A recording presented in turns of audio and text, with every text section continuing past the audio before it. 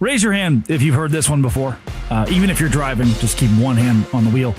ESPN is rigging their strength of schedule against the Big 12 in favor of the SEC, but this time in basketball. And they've just been exposed. This is Locked On Big 12.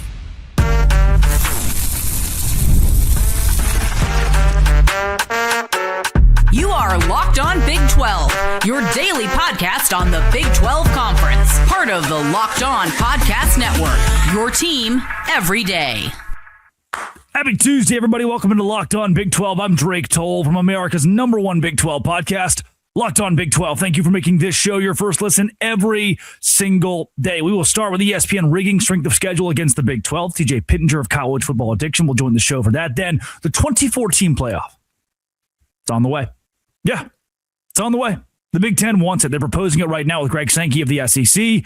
Is that a good or a bad thing? More representation for the Big 12 is probably good. Then BYU has gone under the radar. Imagine that. BYU under the radar with their transfer portal class, and more importantly, the players that are coming back. Their returning list is insane. It's the best in the Big 12, easily. TJ Pittenger and I, again, will talk all of that. If you hit subscribe, I get to keep my job. TJ, let's do it. And Drake, football season coming to a close, one game left, and the antics have switched sports. Our narratives have been busted in football, and so we must transition that now that it is hoop season. And who better than the four-letter network to be up to their old tricks? TJ, this ain't got nothing to do with basketball. This has to do with unfairness and ESPN being called out and exposed again for doing what they do best, and that is serving the interest. That's the goal. That's what the network does, is they want to take the SEC and spotlight them in all sports above everybody else to the detriment of everybody else. And this time what they've done. So TJ, you ask the average viewer of college basketball, what's the best conference? Like, oh yeah, the Big 12. Maybe the ACC some years because of Duke and Carolina. Maybe the Big East some years. But the SEC is very seldom in that conversation. I mean, this year, Arizona, #1.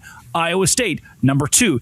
Houston, #7. BYU is #11, which is really where they should probably be in the top 10. But we're seeing the Big 12 and the AP poll dominate the top 15. It is a Big 12, Texas Tech, also in the top 15. So you would think the league with the most teams in the top 15 would have the toughest strength of schedule in college basketball. But no, ESPN has weighted this in their own way of what they do with this. Not a single Big 12 team is rated higher in strength of schedule than any squad in the SEC. Kentucky, #1. Vanderbilt past that. Ole Miss, South Carolina, Oklahoma, which I pose to you, TJ. Here's what doesn't make any sense to me. How does the league with the most top 25 teams, the most top 15 teams, where even UCF is good in top 25 caliber, or even UCF is a top 25 team, how does that league get pinned behind the SEC in a year where Kentucky is not good, where Arkansas is underperforming, where Auburn is 10-6, where Tennessee is 11-5? Some of these stalwarts of the last few years aren't even that. Alabama has 5 losses. Florida has 5 losses, whereas the Big 12 has teams at the very top, like Arizona, who's undefeated 16-0. Iowa State, who's undefeated 16-0. Houston, 15-1. TJ, let me preach. BYU, their upcoming schedule features this. TCU at home. That's easy enough. All right, I'll give you that one. On the road against Texas Tech. That's tough. Utah, a rivalry game at home. We'll hold that one to the side for a second. Arizona, the #1 team in the country. At Kansas. At Oklahoma State. Then they host #7 Houston, go on the road against Baylor, get a break against Colorado. Then they play #1 Arizona and #2 Iowa State. Back to back. One of those is on the road. You're telling me that is easier than Kentucky's remaining schedule? Kentucky plays LSU, bad basketball team. Texas, bad basketball team. Ole Miss, bad basketball team. Arkansas, underperforming. Vanderbilt, oh no, Vanderbilt. They play Oklahoma, bad basketball team. Like the list goes on of teams that Kentucky and the SEC schools will play that just are not up to snuff with what the Big 12 is doing right now. But TJ, again, ESPN owns the SEC. They're promoting the SEC for their own interests, and it's ruining another pro. Can I preach? TJ, gee. Go on, Drake. Go on. The MLB, ESPN, Sunday Night Baseball. That contract's done, right? That no one's watching Major League Baseball. ESPN, they won't even let ESPN touch the NFL. They'll go, we'll give you Monday nights, I guess. We'll give them one game on Monday nights. Everything that they've touched, every live sport just seems to go. The NBA, no one's watching the NBA right now. Record low viewership. God, the hockey, TJ, record low viewership. These are sports that are fun, that we used to love, and then ESPN got a hold of them, and it is an endless cycle of, oh, look, the Yankees, the Lakers, the Dodgers, Shohei Ohtani. The Dallas Cowboys. It never ends. They only play the same 5 hits over and over, and it once again is creeping into a sport that I love and making it insufferable. Yeah, it's really interesting to see. Again, we started out just talking about the pivot from football to hoops. And again, you say, oh, well, does it matter, right? Like, does the strength of schedule matter? It does matter. Yeah. Because when they get to the end of this season and they're deciding, BYU's getting in, right? Like, Arizona's getting in. Like, that's not where it matters. Didn't the SEC have 14 of their 16 teams in last year? And I believe about half of them, I think 7 of the 14, maybe 8, lost in the first round. Yeah. Right? And so when that happens and you build this idea up of, the SEC, it just means more, right? It's tougher. Every week is tougher. And are there good teams in the SEC? Yes, absolutely there are. That's not the point. The point is that the teams that aren't good, they get to the tournament and then get exposed by not even power opponents, and you lose half your first round games. Yeah. It's this theory of, well, we should let these losers in because they had a tough schedule. Yeah, they may not have even gone 500 in conference, but I mean, did you see who they were playing against? Now, there's no doubt Auburn was really good last year. There's no doubt that Alabama was really good. It pains me to say this. There's no doubt that Florida was the best team in the country last year. Yeah, I get that, right? Like, that's all fine. I'm not arguing the top tier of any of these conferences. The top tier of these conferences, they're good. That's fine. Where I think it makes an impact is when the SEC has 3 or 4 teams in. I don't think they'll get 14 in this year. When they have 3 or 4 teams in that have no business getting in this tournament, whether that costs the Big 12, whether that costs the ACC, whether that costs a mid-major, it doesn't matter, right? No matter who that ends up costing, ESPN is going to do what they need to do to get the teams in the dance, like we just saw in college football and like we will see in basketball and honestly, probably baseball, even though that's not really an ESPN product. I know they carry all of it, but I know that matters less for like revenue and things like that. We're just going to see this in every sport. I am thankful, though, that some of the narrative around it in football is changing. I think I feel comfortable saying, as good as the Big 12 was last year, the SEC was the best conference in college basketball last year. From top to bottom, they were really good, right? And do I think their 14th best team needed to be in the tournament? No, they were really good. With the year the Big 12 is having right now, with the head-to-head record that the Big 12 has against the SEC right now, it's not even like, oh, this is close. Okay, edge to the SEC. The Big 12 is objectively much better. Now, we're in a conference time, and so I don't know how we're going to determine that going forward, because now, if this was football or if this was the SEC, the SEC would get credit for beating up on itself here over the next month and a half until the tournament starts, which is what the Big 12 is going to do. Shocker here, spoiler alert, every Big 12 game that happens for the rest of the season, there will be one winner and one loser from it. And that's the same with SEC. So they've built it in. Like the cake has already been baked. It's not going to change no matter what happens on the court because they've already stacked the deck. TJ, here's a number. Here a group of numbers. It's stunning to me. BYU cannot play itself, right? So its strength of schedule might be a little bit easier than most teams because they're going to remove a top 10 team from their schedule because they are the top 10 team, right?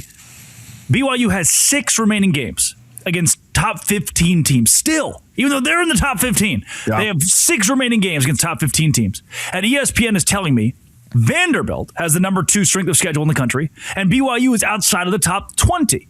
TJ, Vanderbilt has the exact same amount of remaining games against top 15 teams as Oregon does national championships in football. And that is 0.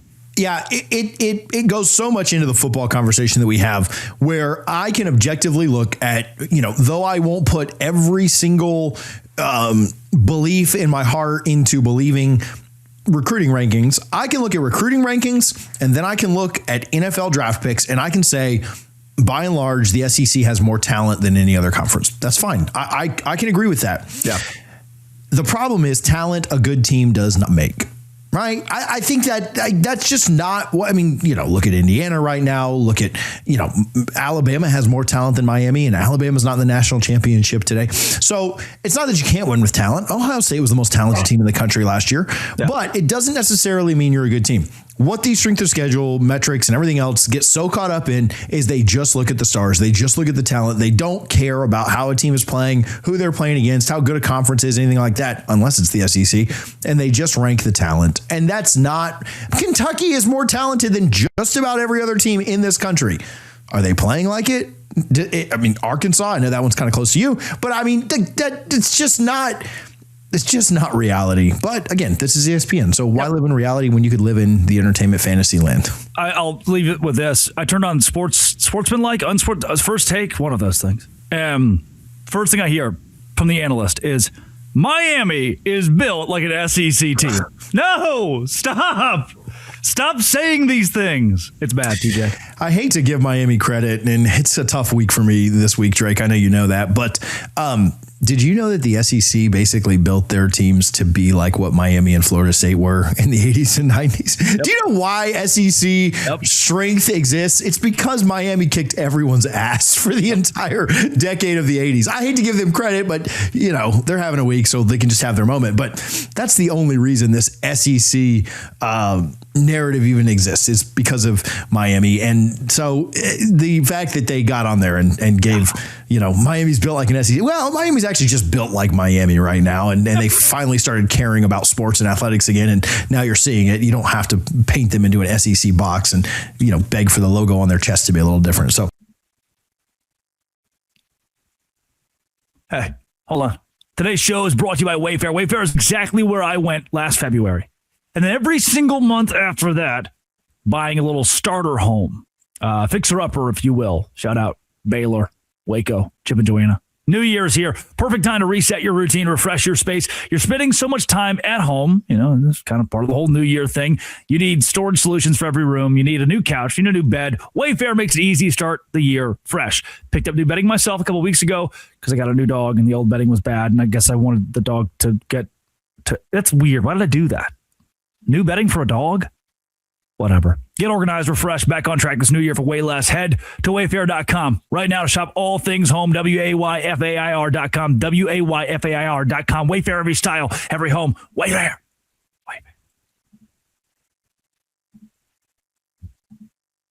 Drake, are we going to just double this playoff? Like no small step, one giant leap for mankind here. Well, this is one giant leap for the CFP. Are we going to 24 teams? Is that just where we are? I think from here on, and I hate hypothetical, the hypothetical thing that the SEC loves to play of, Alabama would beat BYU, or obviously Texas would wipe the floor with Texas Tech. They should get in, or even it extends to other conferences too of, I think Ole Miss would drub Miami, and we just saw that play out. Here's the deal, TJ. There is a hypothetical I would subscribe to. We should go to a one-team college football playoff and just give, as long as Kurt Cignetti is at Indiana, just give it to him. You can just have it. We don't even need the postseason at this point. Let them win the national championship year in and year out. They'll have Josh Hoover to do it next year, or Fernando Mendoza's little brother. They are a juggernaut. What we learned this year and last season is the system is still broken with the JMUs of the world getting in. I think Boise State probably deserved to be there.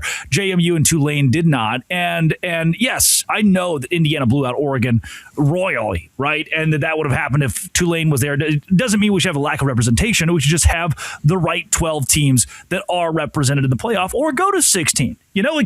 There's a world, TJ. I'm going to cook. There's a world, TJ, where team 15 or 16 is as good as team 11. There's a world where team 15 or 16 is as good as team 3 or 4. You saw it with Texas beating Texas A&M. But there are going to be a lot of years like this year where it's just team number 1 or team number 2. And we could have gone to the BCS and figured out that Indiana was the best team in college football. Last year, you could argue Ohio State had and you could argue the exact same thing the first year of the college football playoff when Ohio State was the 4 seed and won the national championship. Then last year, as the 8-9 seed, whatever it was, won the national championship because they were best formatted for tournament-style play. They were best formatted to be a team that walks into a tournament and has the persistence to beat up on other programs that were not ready for a tournament. And with 12, you are already having the conversation with your team of, if we got to play 3 extra games, how do we build this roster? At 24 games, 24 teams, that's a lot. We're talking load management. We're talking regular season. How do we play this? How does the group of 5 play in? But the point I should have made first here, and I'm kind of sad that I didn't. This isn't just TJ and Drake making something up.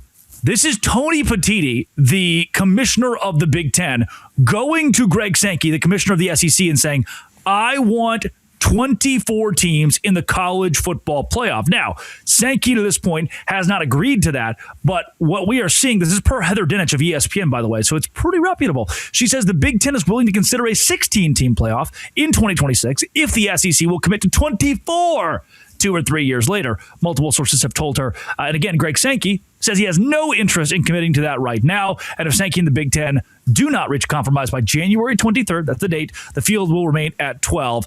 She has more details, of course, with ESPN. So 24 is a lot, but we just saw it with the FCS. If anybody paid attention to the FCS playoff, Illinois State. I went to the national championship, just to let everybody know. Yes, I went. Yeah, it was great. Montana State, Illinois State. Come on. It was amazing. Shout out those people. Dude, isn't it? I watched the whole thing, the Cinderella run Illinois State had. And they almost did it. And Montana State hasn't won a championship since the 80s, I think. So these were two teams. These were new blood in the FCS. And in the FBS, what do we have? Miami and Indiana. This, and I know Miami's not exactly new blood, but this is a new look Miami from what it was 20 years ago. I love where we sit at the top of college football because there are new teams here. As much as football's dead, it's ruined. This is really fun if you just sit back and realize how much fun it is. I think 24 could have some saving graces to it, but I think the logistics of that are just crazy. And obviously, TJ, it would just open an avenue for the SEC to get 16 teams in. Yeah, I think they might push for 17, even though give Alabama's twos a chance to compete too. The JV Alabama team, no doubt. Yeah, here's the thing. I think the biggest problem that we have right now with 12 is not necessarily that there are 12 teams that could win it, which, Miami is 60 minutes away from being the last team in, theoretically, because of the auto bids and stuff. And they might go win it, right? And Ohio State was just a couple of spots away from that with the auto bids that we had last year kind of at the bottom too. And so I do think that there is some value in expanding this thing out. Obviously, a Miami team would have never gotten into a 4-team playoff, be it a 10-2, and neither would Ohio State last year in their situation. What I think is tough with that, or maybe makes it a little bit difficult, is this idea of like, well, if you lost multiple times in the regular season, did you really earn a chance to, go out and compete, or did you just get hot late? Which I think that would apply for both Miami and Ohio State, whether the Canes win or not on Monday. But I do think that it is showing that there are teams that can have flaws and can rebound and go through a playoff grind and get it done. I think Notre Dame would have done better than a lot of the SEC teams that we saw in this postseason. Yeah. The SEC had one win that wasn't against itself, and that was against Tulane. Yeah, I think that Notre Dame would have probably made I would have probably put them in a semifinal if they'd have had to play opening weekend. Like, I think Notre Dame could have gotten in there and won 2 games, which is more than really anybody else outside of Oregon, again, with their matchup against JMU got to do. Texas, maybe peaking. I'm not trying to give the SEC too much love here, but Vandy, maybe, could have won a game. Maybe Didn't 2. Texas beat Oklahoma by 20? Yeah, and so there could be teams right outside of that fringe that could get in and do some things. BYU, a team that we talk about a lot, could have maybe gotten in and won a game. Now, would they have won multiple games? I don't know. Might have been tough, but could have performed better than some of the teams that we saw in here. Oklahoma, namely Texas A&M, JMU, Tulane. Hey, look, the big BYU would have lost to Indiana by 35, which is just as good as Alabama. So you might as well put them in the SEC tomorrow. Yeah. The big problem we have is not necessarily the number of teams, in my opinion. It's the way that we have it structured. First of all, giving the auto bids to the group of 5 we've talked about, and also just conference champions in general. I don't want to minimize conference championship weekend so much, but we've minimized the regular season, so why not just add to it? I don't necessarily think that it being a conference championship winner should automatically put you in. If you're Duke and you win a conference championship, you shouldn't get in because you're not ranked high enough. Yeah. I think the same kind of applies for JMU, Tulane, things like that. Like, yeah, if you're a conference championship winner like Boise State or Cincinnati a couple of years ago, sure, put them in. I have a problem with saying, oh, yeah, this team is ranked 24th. Let's put them into a 12-team playoff, especially at the expense of teams like Notre Dame or BYU or even Vandy, who, listen, we can crap on the SEC all we want. Going 10-2 in the SEC is objectively a good thing. Like, why did Vandy not get in? Well, because their logo is not as good as Bama's or Oklahoma's. I get it.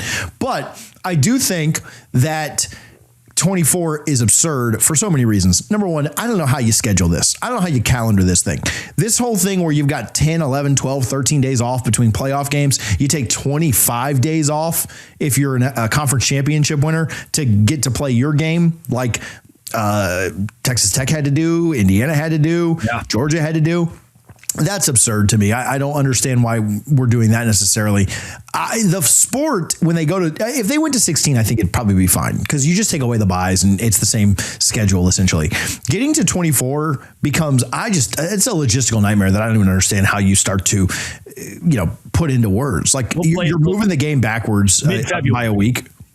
You're playing over the Army-Navy game, which is fine. Like that's, I'm not like a loyalist there that says you can't do it, but I just don't know how you go to 24. But it'll probably happen because it's more money and that's all they care about. That's the Big Ten, man. If Tony Petitti wants this and he can go to Greg Sankey and say, Greg, come on, 16 SEC teams, man, let's do it. Let's do the SEC Invitational. Maybe it works out that way. Yeah, I think it's, these conferences, do we need the 24th best team? We already saw that this year. We already saw that with JMU and Tulane. Do we need the 24th best team? When I watched this playoff, you know what I thought? After watching Bama get blown out and after watching Georgia disappoint and not be able to beat a coachless team, after we saw A&M blow it against the 10 seed after being undefeated all year minus their last game. When I was watching the SEC this year, you know what I really thought? I think we need a 3-loss team in here. I think what would have fixed this thing was putting a team that lost 3 games, one of them being to Florida, into this thing. That would have fixed our playoff problems. Yeah. So. Hey, today's show is brought to you by Game Time. Game Time is exactly where I go for tickets to college football. The national championship, they're on Game Time, and they're as cheap as I can find them anywhere else. Game Time's so good at making tickets affordable, and at least as affordable as they can get for big games like this. Nothing like college football season, nothing like the national championship game, and college basketball season too. Game Time gives the advantage back to the fans. Easiest way to unlock amazing college football tickets and experiences in a few taps. Open the Game Time app, pick a section. They give you a view from the seat in a seat deal, section deal. These zone deals, you pick the zone, they pick the seat, you save money as low as $25 this year. I found college football tickets. Go to Game Time. Download the Game Time app, create the account, use code LOCKEDONCollege for $20 off your first purchase. Terms apply. Locked On College, $20 off your first purchase. Again, code LOCKEDONCollege, $20 off. Download Game Time today. Game Time, the app for your phone. Drake, BYU finished the year in kind of a special way, at least near and dear to my heart, with the Pop-Tart Bowl. They haven't slowed down at all. Not only, we didn't really spend a lot of time talking about this. I did on a solo video, their defensive coordinator and their coaching staff changes that I think are a pretty big deal. But they haven't slowed down when it comes to the portal either. And I think what's so fitting about BYU is a lot of places just bring in every portal guy they can get. They are just portal mercenary programs. Unfortunately, I cheer for one of them. But BYU finds guys that are just every portal pickup they seem to get is just the perfect fit from a culture perspective. And then also they're bringing in talented guys. Like I'm just telling you, like, oh, they're good guys who are smart and do things the right way. They're bringing in talented guys. But Sataki does such a good job of fitting guys into his culture and really building that culture through the portal too. Look, here's the deal, TJ. We are looking at a BYU that matters not in the transfer portal as much as it does the hometown portal, the homegrown portal, the anti-portal, if you will. There is a certainly positive attrition. That is something I've subscribed to in college football, that you can lose players in the portal that ultimately would have or could have or did hurt your team. And when they walk out the door, you say, okay, that's probably for the better. I don't think, oh no, I'm going to cook again. I'm going to keep cooking. I don't think BYU wins 11 games in the regular season with Jake Retzlaff at quarterback. I think Bear Bachmeier fit the system for Aaron Roderick better. And people kept saying, oh, get fancier, Aaron Roderick, or BYU needs to liven this thing up. But it was perfect for what Bear Bachmeier could do, and his mobility was incredible, impeccable. And now Bear Bachmeier says, I'm coming back. I'll be a BYU Cougar next season. Satuala is coming back. LJ Martin is coming back. You see the return of Demooney, who's coming back. Isaiah Glasker, Parker Kingston. It is the same cast of characters, sans the guys going to the NFL, that will return for BYU. And that's why they're flying under the radar relative to the transfer portal, is they're ranked, I think, 16th right now in the Big 12 in transfer portal pickups. They've gotten 3 guys, a 3-star in Zach Yamauchi. I butchered, but yeah. Kyler Casper and Walker Lyons, who's a 4-star tight end. They got a 4-star and 2 3-stars. And so the way this grades right now is BYU is number 1 or number 2 in the country, depending on who you look at, in consistency amongst their, or ratings amongst their players that they've signed. BYU is number 2, actually, to Notre Dame. They sit as one of the pickiest teams in the transfer portal. And that's a very good thing and a very good spot to be in. It reminds me a bit of how Texas Tech is doing this thing. They don't love to, and this is going to sound crazy to you, but if you follow Texas Tech, you know this is the truth. They're not married to bringing in transfers to revamp and revitalize the roster as 22 starters. They don't want 22 guys to start day one out of the portal. They want you to be there for 2 years. They want you to be there for 3 years at Texas Tech. They want to recruit you out of the portal as a sophomore and try to grow you up through their program. Now, obviously, Fernando Mendoza is an example of this at the top of college football. The quarterback position is much different. You may buy a guy for a year and be stuck with that. But at Texas Tech, they want to bring you in and grow you up. A portal piece for them, Jacob Rodriguez, who was not a star day one at the linebacker position. What BYU wants to do is they say, okay, who's back?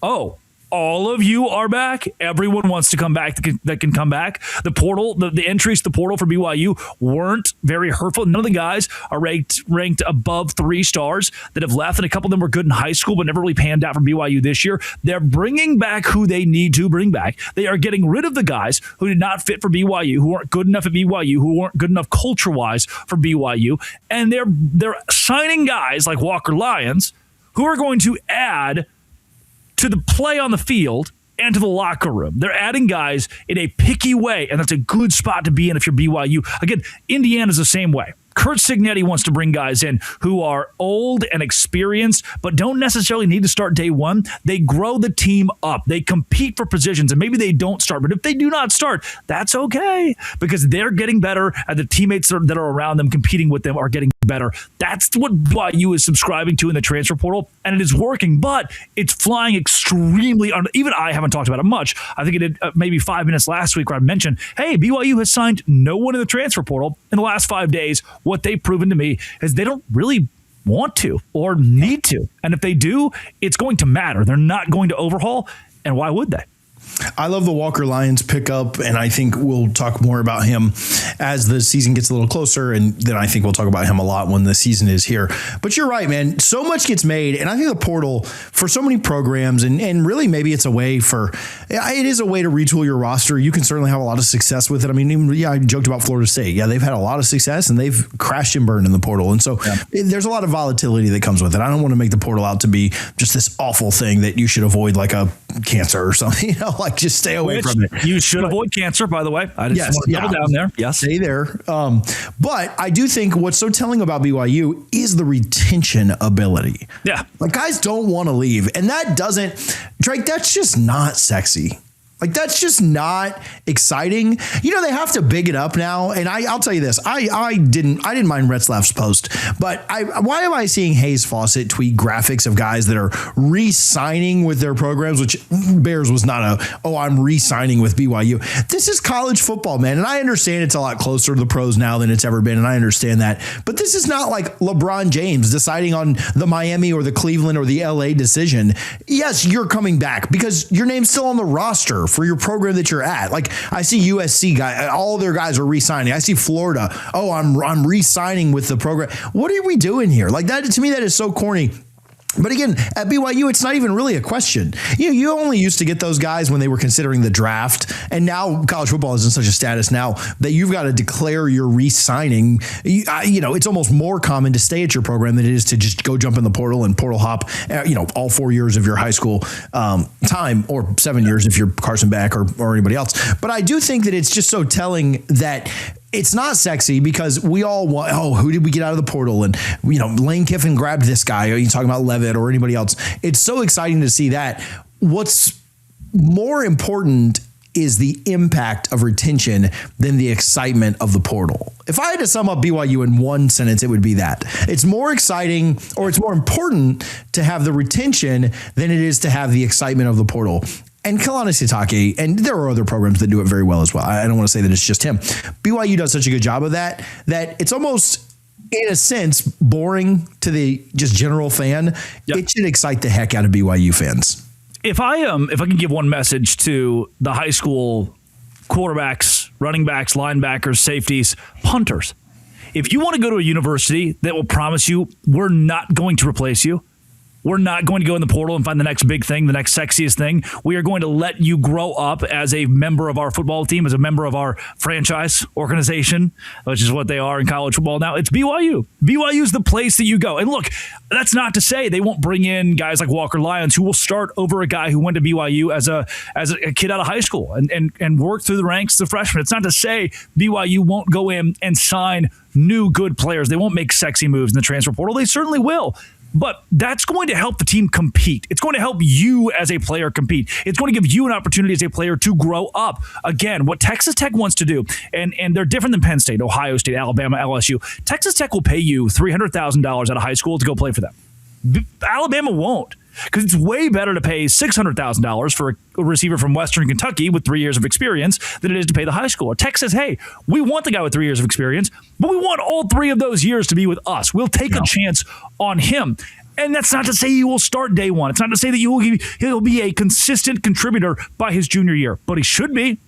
Because that guy who transferred in didn't get immediate first-string snaps. That guy who transferred in competed with our homegrown talent for the job. The state of Utah is ripe with really good high school talent as well. It's pretty underrated. And BYU is going to utilize that. And they'll utilize it without Jay Hill this year defensively. We'll see. It's cool to me, the lack of players. The collective unit of BYU defensively that said, I'm not going with Jay Hill. I'm a BYU Cougar. It's one of the few universities where it seems like the kids are committed to the university, not the coaching staff. And that's like all of Iowa State said, all right, well, I'm out. I'm going to Penn State. Penn State did the same thing with Virginia Tech. Yeah. Yes, Virginia Tech. Yeah, the exact same thing. And at BYU, one of your most important coaches leaves, maybe your most important coordinator in 2 decades. And the guy's like, okay, well, good luck. Have fun with Kyle Whittingham. I'm not going to go play for him. I'm a BYU Cougar through and through. And it shows the culture. I think a good example of this before we get out of here is Garrison Grimes, long snapper. Like, well, what is this guy talking about a long snapper for? All-American long snapper who went to Baylor for a while. Jeff Grimes' son actually went to Baylor for a while after spending a year at BYU. And I was like, dude, I just miss that. I miss the culture. I miss the people. I miss the vibe. Now, he's not even a Church of Jesus Christ of Latter-day Saints, member of the church. He's just like, I miss being a part of something bigger like BYU. And really cool that the Cougars are able to put on the way they are, keeping these guys in the portal and not having them leave with Jay Hill. Yeah, it really is special. It really does speak to the culture and the testament to it. And again, it's almost like the it's not almost like it's kind of the perfect. It's kind of what Dabo, I think, originally intended to do. Wanted to do, yes, but was just too stubborn to like really lean in. Like BYU will take a transfer and a high impact transfer. I think Dabo was so scared of the way that it would look to his current guys, and the way that Kalani is able to do it is he'll bring in a high impact transfer and say, dude, he's not guaranteed that job. Yep. You're a young recruit. Go beat him out. And we'll just give the job to the best man. Like, I just want to win games. I'm not worried about politics or the way things look or anything else. Go beat him out. Freshman Bear Bachmeyer there over McKay Hillstead. Transfer McKay Hillstead, freshman Bear Bachmeyer. I mean, 100%. And so, hey, we're going to bring in good guys. If you want the job, go get it. I don't care. I don't care who they are, what their star ranking was, where they're from, what their mom said, anything else. Go win the job. So, Drake, where can people follow you? Where can they find your content? Yep, at Locked On Big 12, wherever you find your podcast. Westwood One, the Drake Toll Show, Westwood One, 6 a.m. to 9 a.m. Eastern Time in the Westwood One Sports app. I don't know, just like Google Drake Toll, and half of it's good, half of it's not. Who cares? All right, Kurt Signetti. See you next week. See you, TJ.